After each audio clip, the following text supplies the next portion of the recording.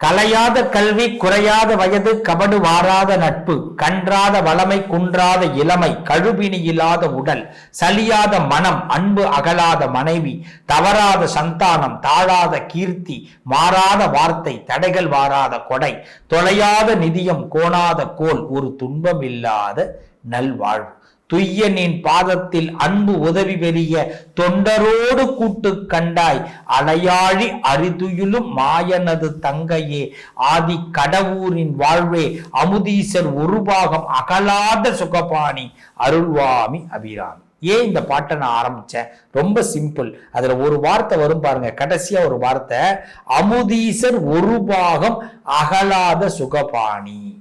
இந்த சுவாமியை விட்டு அம்பாள் வெளியிலேயே வரமாட்டாளாம்.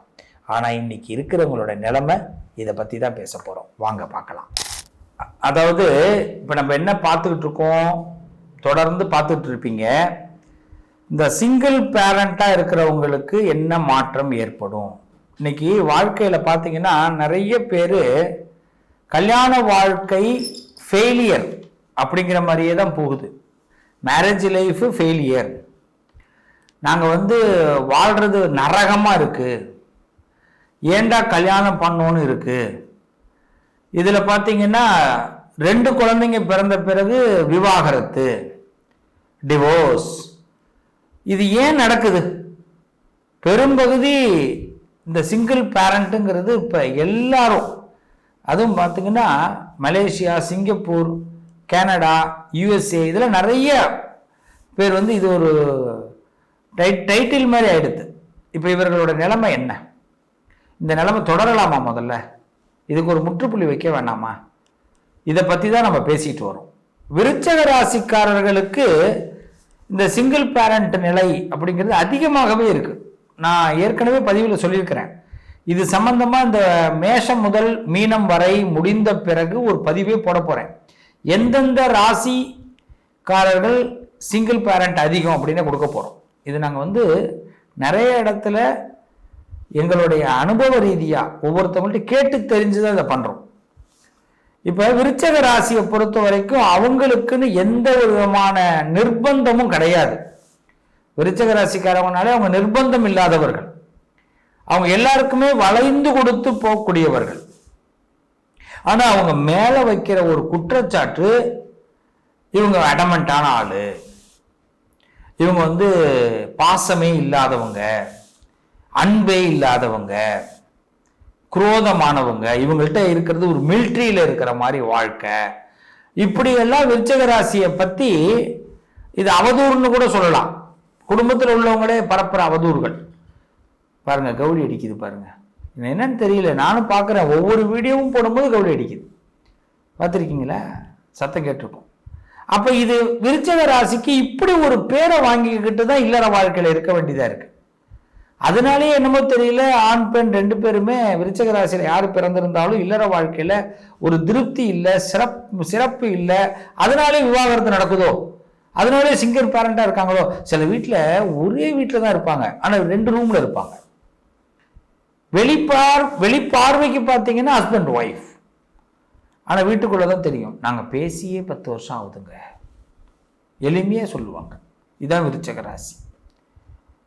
என்னன்னே தெரியலங்க, என் பொண்டாட்டி செய்யறது எனக்கு பிடிக்கவே இல்லைங்க, அவ பண்ற செலவும் அச்சே நான் ஏதோ இருக்கேங்க அப்படி தோணும். சில வீட்டில் பார்த்தீங்கன்னா வீட்டுக்காரவங்க விருச்சக ராசியா இருப்பாங்க, மனைவி அவங்க ஹஸ்பண்ட் விருச்சக ராசியா இருந்தா இப்படி, மனைவி விருச்சக ராசியா இருந்தா சொல்லுவாங்க, என்னுடைய லைஃப்லங்க இந்த தப்பை மட்டும் நான் பண்ணியிருக்க கூடாதுங்க, கல்யாணம்னு ஒன்று பண்ணாமல் இருந்திருக்கணுங்க. அது இவரை என்னை புரிஞ்சிக்கவே இல்லைங்க. அவருக்கு நான் வில்லியாவே தெரியறேங்க. இந்த விருச்சக ராசிக்கும் கல்யாணத்துக்கும் இப்படி ஒரு ஏடா கூட பொருத்தம். ஆனா இதுல மேக்சிமம் பார்த்தீங்கன்னா இன்னும் சில பேர் சன்னியாச வாழ்க்கையே வாழ்ந்துகிட்டு இருப்பாங்க.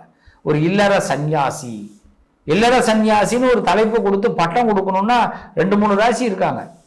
சிம்ம ராசி, விருச்சக ராசி, கும்பராசி, இதில் நிறைய ராசி இருக்கு. நான் இதை பற்றி விளக்கமாக உங்களுக்கு அடுத்த வீடியோவில் கொடுப்பேன், இந்த 12 ராசி முடிஞ்ச பிறகு.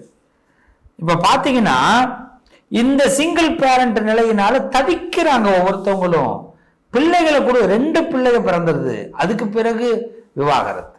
அதுக்கு பிறகு என்னன்னே தெரியல, பேச்சுவார்த்தை இல்லாமல் இருக்கிறது, ஒருத்தவங்களை பத்தி தெரிஞ்சுக்காம இருக்கிறது, புரிஞ்சிக்காம இருக்கிறது.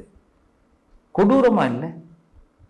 இதுல என்னன்னா, இது ஒரு பக்கம் இருந்தா புதுசா கல்யாணம் பண்ணவங்க, அவங்க புதுசா கல்யாணம் பண்ணவங்களாவது புரிஞ்சுக்கலாமான்னு அவங்களுக்கும் வாய்ப்பு இல்லை.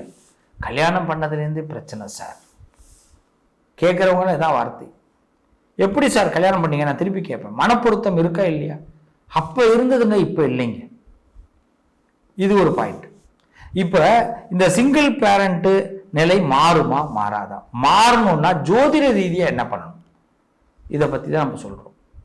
இப்ப விருச்சக ராசிக்காரர்களுக்கு ராசிக்கு நம்ம பிறக்கும் போது லக்னம், லக்னத்துக்கு 5, 7 பார்க்கணும். உங்களுக்கு என்ன லக்னம் முதல்ல பார்த்துங்க. லக்னத்துக்கு 5வது இடம் 7வது இடம் சுத்தமா இருக்கா பாருங்க. கண்டிப்பா நீங்க சிங்கிள் பேரண்டாக வர முடியாது. உங்க இல்லற வாழ்க்கை சிறப்பாக இருக்கும். அதே உங்களுடைய ராசிக்கு 5, 7க்கு இந்த நேரத்தில் எந்த கிரகங்கள் வராங்கன்னு அப்பப்ப செக் பண்ணிக்கிங்க. அவ்வளவுதான். நம்ம ராசிக்கு 5வது இடத்துக்கு 7வது இடத்திற்கு இந்த இல்லறத்துக்கு ஆப்போசிட்டான கிரகம் வருதுன்னா நாம ரொம்ப கவனமா இருக்கணும். அதுதான் ஜோதிடம் பார்க்கறது.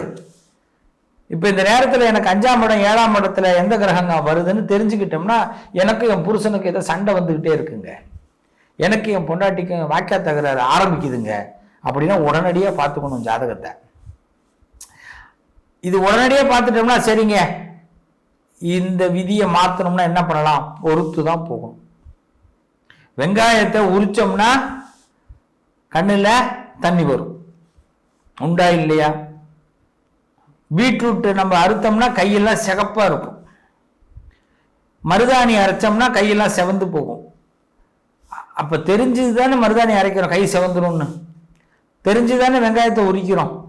அப்ப அதே மாதிரிதான் இல்லற வாழ்க்கையில இதையும் நாம தெரிஞ்சுதான் பிளான் பண்ணணும். அப்ப ஒவ்வொருத்தவங்களும் முதல்ல செக் பண்ணிக்கணும். வருஷமே நம்ம என்ன பண்ணிக்கலாம், 5ஆம் இடத்துல 7ஆம் இடத்துல எந்த கிரகங்கள் வருது, ஆஹா ஆபத்தான இடம்பா. இந்த டாக்குமெண்ட்ரி படத்துல எல்லாம் பார்க்கலாம், இங்கிலீஷ் படத்துல எல்லாம் சொல்லுவாங்க, இங்கிலீஷ் படத்துல தமிழ் குரல் வந்திருக்கும், இது ஆபத்தான வளைவு, இந்த இடத்தில் காடு மலைகள் இருக்கிறது, சிங்கங்கள் வரப்போகிறது அப்படின்னுவான். நமக்கு இங்கேயும் பிக்கு பிக்கு பிக்குன்னு இருக்கும். அதே மாதிரிதான் 5வது இடம் 7வது இடம்ங்கிறது சிங்கத்தெல்லாம் கூட சமாளிச்சிடலாம், இந்த பேர்னால ஏற்படுற அசிங்கத்தை சமாளிக்க முடியாதுன்னுவாங்க. ஏன்னா நம்ம மானத்தை இவங்களே வாங்கிடுவாங்க இல்லையா? இப்ப இந்த நிலையெல்லாம் மாறணும். இதுதான் சிங்கிள் பேரண்ட் நிலைமைக்கு ஆதாரமா வருது. இது கொஞ்சம் கொஞ்சமா ஏற ஏற என்ன ஆகுது அப்படின்னா விவாகரத்துக்கு போய் நிக்குது. என்னைக்குமே சிறு துளி தான் பெரு வெள்ளம். சின்னதா ஒரு புகை தான், ஒரு ஊதுபத்தி தான் சார் ஏத்துறோம், ரூம் முழுக்க வாசனை அடிக்குதா இல்லையா? ஒத்த ஊதுபத்தி, அது உண்மைதானே? அதே மாதிரிதான் ஒரு சின்ன விஷயம் பத்திக்கும், அதை முதல்ல அணைச்சணும், அன்பால அணைக்கணும். இதுதான் ஜோதிடம் சொல்லி தரது.